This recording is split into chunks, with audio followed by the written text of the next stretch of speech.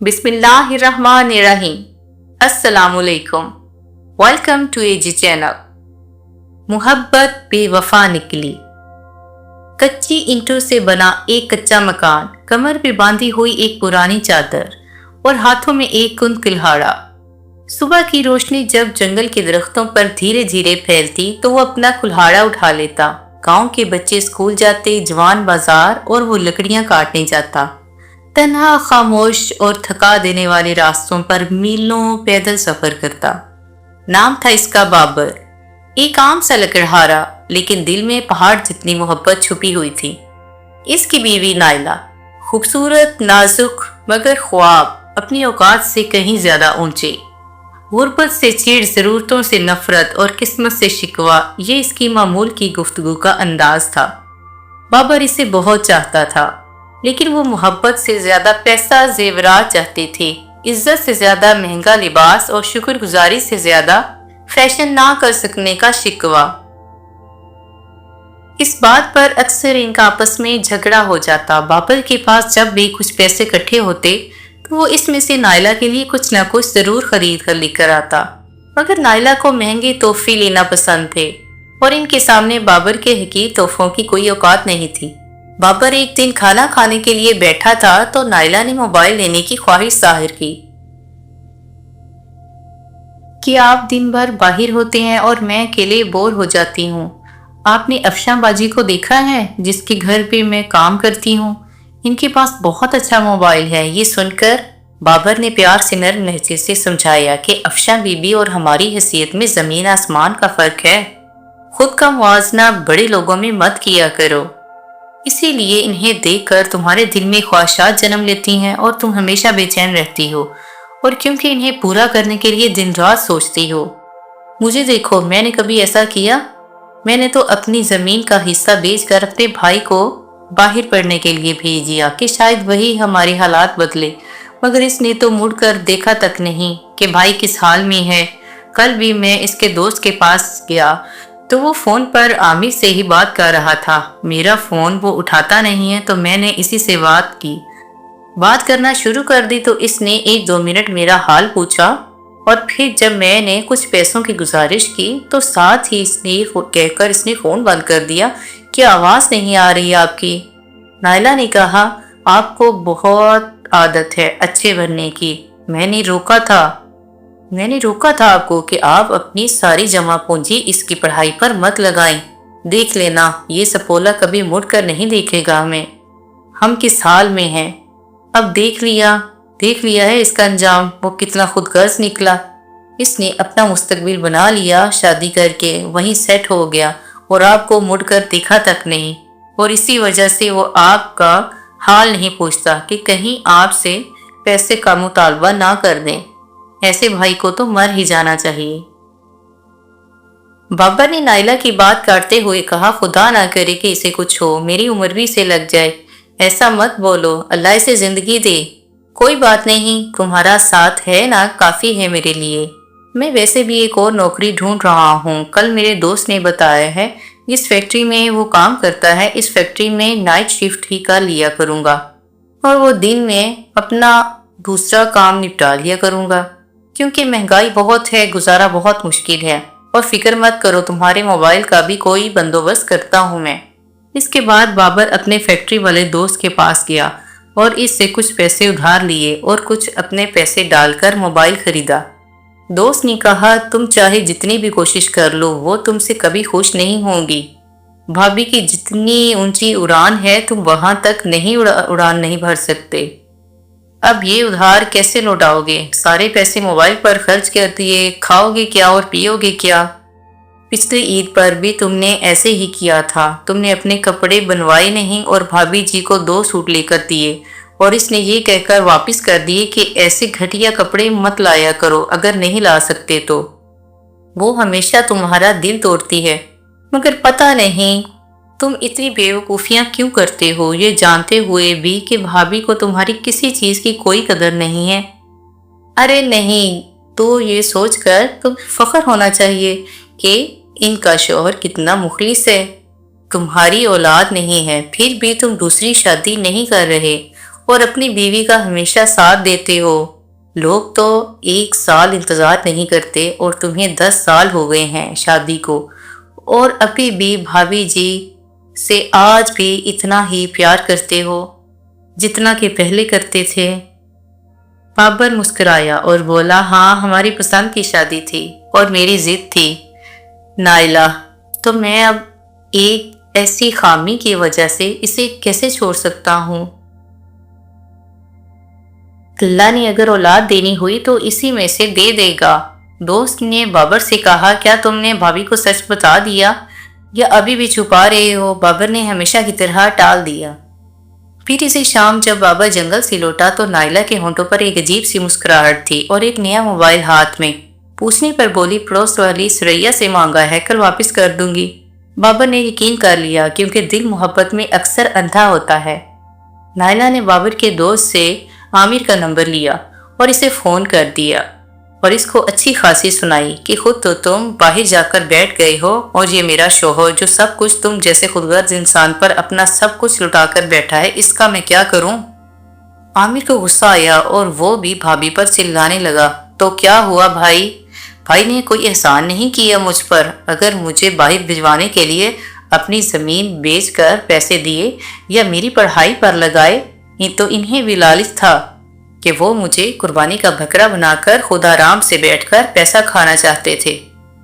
نائلہ نے کہا، تم اچھی طرح سے جانتے ہو کہ وہ لالچی نہیں ہے، وہ تو اللہ میاں کی گائے ہے۔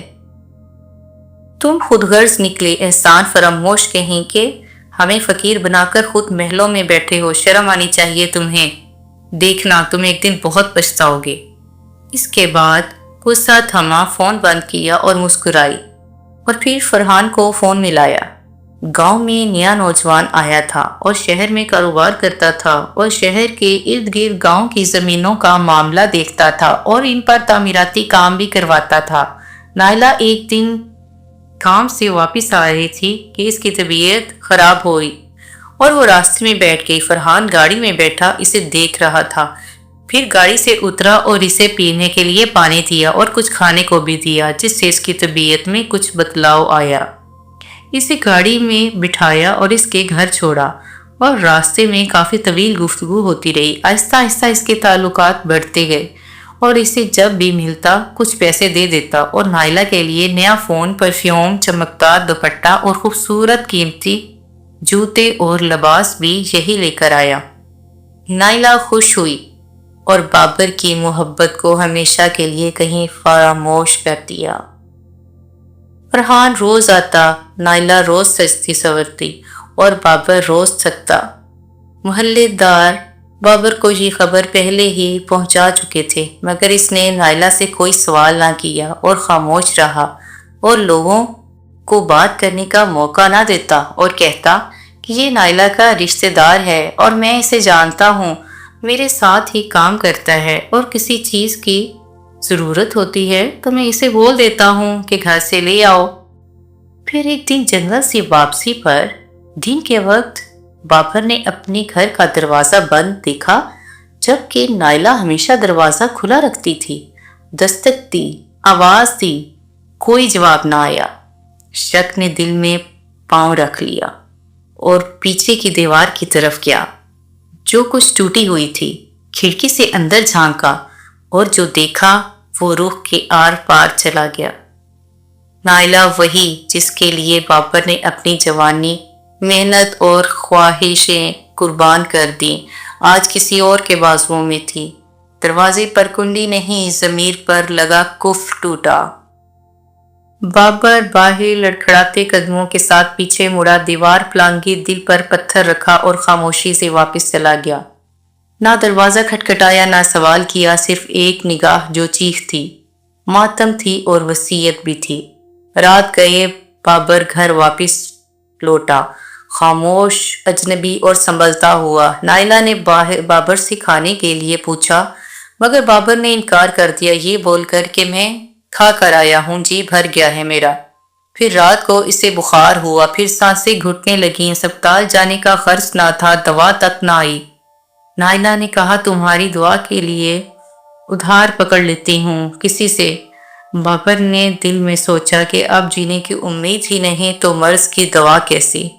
نائلہ بھی اس کی پرواہ نہ کرتی کیونکہ اب وہ اونچی اڑان بھر رہی تھی اور زمین پر رینگنے والے لوگ اسے کیڑے کی مانند لگ رہے تھے۔ بابر کی حالت بگڑتی گئی۔ نائلہ نے ایک بار اس کے بھائی کو فون کیا۔ اس نے یہ کہہ کر فون بند کر دیا کہ اب یہ بیماری کا نیا ڈرامہ ہے پیسے منگوانے کا۔ بابر اندر ہی اندر گھٹ گھٹ کر دل کا مریض بن چکا تھا۔ آنکھوں کے گر سیاہ ہلکے رنگ پیلا اور ہونٹ نیلے اس کی بیماری کو عیاں کر رہے تھے۔ بابر اپنی بیماری کی حالت میں اندر لیٹا رہتا اور نائلہ گھنٹوں گھنٹوں فرحان سے بات کرتی رہتی اور کبھی گھر سے غائب ہو جاتی اور اسے اکیلا چھوڑ جاتی۔ جب بابر پوچھتا کہ کہاں تھی تو یہ کہہ کر ٹال دیتی کہ میں ساتھ والی باجی سریا کی طرف تھی یا باجی افشاں کے گھر پر مہمان تھے۔ ان کا آج کام زیادہ تھا اس لیے مجھے رکنا پڑا۔ حالانکہ بابر جانتا تھا کہ وہ کب کا باجی افشاں کا کام چھوڑ چکی ہے اور اس نے کوئی اور کام والی رکھ لی ہے۔ پھر ایک رات بابر کی طبیعت زیادہ خراب ہو گئی۔ اس کی سانسیں اکھڑ رہی تھی اور جسم میں شدید درد محسوس ہو رہا تھا۔ نائلہ نے گھبرا کر ہاتھ پکڑا تو بابر نے ہاتھ جھٹک دیا۔ اس نے پانی پلانے کی کوشش کی تو بابر نے کانپتے ہوئے لہجے میں کہا، جو زہر تم نے مجھے پلایا ہے وہ میرے مرنے کے لیے کافی ہے اب۔ وہ بولا، آج سے تم میری طرف سے آزاد ہو، اس لکا چھپی کے کھیل سے۔ پھر آسمان کی طرف دیکھا اور کلمہ حق کہا۔ اگلے ہی لمحے اس کا دل ہمیشہ کے لیے بند اور زبان خاموش ہو چکی تھی۔ بابر کے ساتھ اس کی خاموش محبت نے بھی دم توڑ دیا تھا۔ وہ زندگی کے کئی راز دل میں لے کر دفن ہو گیا۔ بابر کی تدفین گاؤں کے ایک پرانے قبرستان میں ہوئی۔ صرف 3 لوگ تھے جنازے کے ساتھ، امام مسجد، دوست سلیم اور وہ بچہ جو روز لکڑیاں خریدنے آتا تھا۔ اس کی میت پر نہ نائلہ نے رونا مناسب سمجھا نہ گاؤں والوں نے افسوس کرنا، جیسے بابر صرف ایک خاموش پتھر تھا جو ٹوٹ گیا۔ نائلہ اندر سے سن ہو چکی تھی۔ بابر کا چہرہ، آخری نگاہ، اس کا تھرتھراتا ہوا ہاتھ، سب خواب میں چیخ بن کر گونجتا رہا۔ فرحان جو کہتا تھا تمہیں محل میں رکھوں گا، فون پر ایک آخری میسج چھوڑا کہ جو اپنے مخلص شوہر کی نہ ہو سکی، بھلا وہ میری کیا ہوگی؟ میری کچھ دنوں کے بعد شادی ہے اور مجھ سے اب رابطہ مت کرنا، اور نمبر ہمیشہ کے لیے بند ہو گیا۔ گاؤں سے ادھار لینے والے لوگوں نے کمرہ خالی کروایا اور ساتھ میں کچھ قیمتی چیزیں بھی اپنے ساتھ لے گئے۔ نائلہ نے جب کمرے کی خالی دیواریں دیکھیں، بابر کی بنائی ہوئی وہ لکڑی کی کاٹ جس پر وہ ہر رات سوتی تھی، پھر اس کا بیگ کھول کر اس کے کپڑے دیکھتی رہی، پھر ایک فائل ملی جس پر اس کی اور بابر کی میڈیکل رپورٹس تھیں۔ یہ کم پڑھی لکھی تھی اس لیے نہیں جانتی تھی کہ اس میں کیا لکھا ہوا ہے۔ اس نے وہ فائل اٹھائی اور ساتھ والی سریا باجی کے بیٹے کو دکھائی جو ڈاکٹر بن رہا تھا۔ اس نے دیکھتے ہی بتا دیا کہ اولاد نہ ہونے کی وجہ بابر نہیں بلکہ نائلہ ہے۔ بابر کی رپورٹس بالکل کلیئر تھیں۔ پھر اسے اپنے کہے ہوئے وہ الفاظ یاد آئے کہ میں ہر بار اسے تانا دیتی تھی کہ تم سے مجھے اولاد نہیں ہوگی اور میں ہمیشہ محروم رہوں گی، آخر تم مجھے کیوں نہیں چھوڑ دیتے؟ محبت کرنے کی سزا دے رہے ہو کیا؟ عمر بھر کے لیے تمہارے ساتھ رہوں اور اپنی خواہشات پوری نہ ہونے پر بھی اسے اولاد نہ ہونے کا تانا دیتی تھی۔ یہ میری خواہش ہے، ابھی پوری نہیں کر سکتے اور اولاد کی خوشی دینے کے بھی قابل نہیں ہو، اور ہمیشہ کی طرح چپ چاپ خود پر الزام لے کر وہ باہر نکل جاتا۔ ایک بار بھی پلٹ کر نہیں کہا کہ مسئلہ مجھ میں نہیں تم میں ہے۔ آخر اتنا صبر ایک مرد میں کیسے ہو سکتا ہے؟ ندامت کے نشے میں گھر واپس آئے اور اندھیرے کمرے میں بیٹھ گئی۔ اسے پہلی بار محسوس ہوا کہ شوہر کا مضبوط سایہ کسی عورت کے لیے کتنا ضروری ہوتا ہے۔ پہلی بار اس نے شوہر کی کمی شدت سے محسوس کی اور بلند آواز سے روئی۔ وہ روئی نہیں بلکہ چیخی نہیں بلکہ تڑپی۔ آنکھیں خشک تھیں، دل پھٹ رہا تھا، روح زخمی تھی۔ بابر کے پاؤں کی دھول بھی اب مقدس لگنے لگی تھی۔ وہی ہاتھ جو بابر نے آخری وقت جھٹکا تھا، اب کانپتے ہوئے وہی ہاتھ قبر پر دعا کے لیے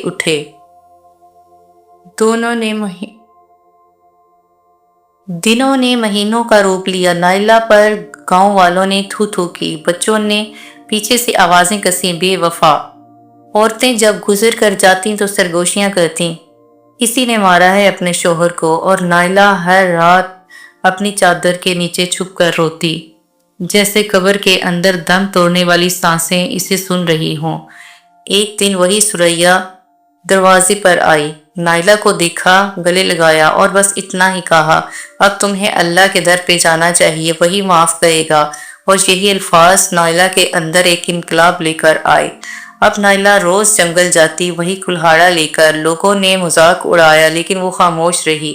दरख्त काटती, बाजार में बेचती और हर रोज बाबर की कब्र पर दुआएं करती। दो आंसू और एक तौबा लेकर आती। लोगों ने आहिस्ता आहिस्ता इसे माफ किया, लेकिन नाइला ने खुद को कभी माफ ना किया। बरसों गुजर गए। एक दिन नाइला बहुत बीमार हुई, बिस्तर पर पड़ी थी। चेहरा झुर्रियों से भरा हुआ था, मगर हाथों में बाबर की लकड़ी की बनी तस्वीर थी, वही जो इसने आखिरी दिन अपने हाथ से बनाया था। वापिस लौट आया और अपने भाई के बारे में पूछा और बोला, मैं माफी मांगना चाहता हूँ। भाभी ने लड़खड़ाती हुई आवाज से पूछा, वो गरीब भला किस किस को माफी देगा? मुझे अफसोस है कि तुम्हारी ये ख्वाहिश पूरी नहीं हो सकती, क्योंकि वो यहाँ से बहुत दूर जा चुका है। आमिर कहता है, मैं समझा नहीं। नाइला कहती है, इसने हम सब से मुंह मोड़ लिया है हमेशा के लिए। दुनिया का सताया हुआ था, इसलिए इसने अपने लिए अगला जहान मुंतखब किया। वो मर चुका है बाबर, वो मर चुका है। फिर जोरों जार रोने लगी। आमिर भी अपनी गलतियों पर बेहद शर्मिंदा था। फिर इसने बताया कि आप ही कॉल के बाद मेरे बुरे दिन शुरू हो गए। मेरी औलाद मुझे कुछ नहीं समझती, इसने मुझे घर से बाहर निकाल दिया। जिस औलाद के लिए मैंने सब कुछ किया, आज वही औलाद नाफरमान निकली। मुझे अपने किए की सजा मिली। फिर नाइला ने कहा, जब भी किसी का शौहर, भाई या बाप तुम्हारे लिए कुछ छोड़े तो इसे दौलत ना समझना, मोहब्बत समझना, क्योंकि दौलत जा सकती है मगर मोहब्बत जब भी जाती है तो जिंदगी साथ ले जाती है। नाइला ने आखिरी सांसें बाबर के नाम पर ली और जब मोहल्ले वालों ने इसे दफनाया तो कब्र पर एक पुराना सा कुल्हाड़ा रखा और इसके नीचे सिर्फ एक जुमला उम्दा किया गया, वफा कभी सस्ती नहीं होती मगर अक्सर वक्त पर पहचानी नहीं जाती।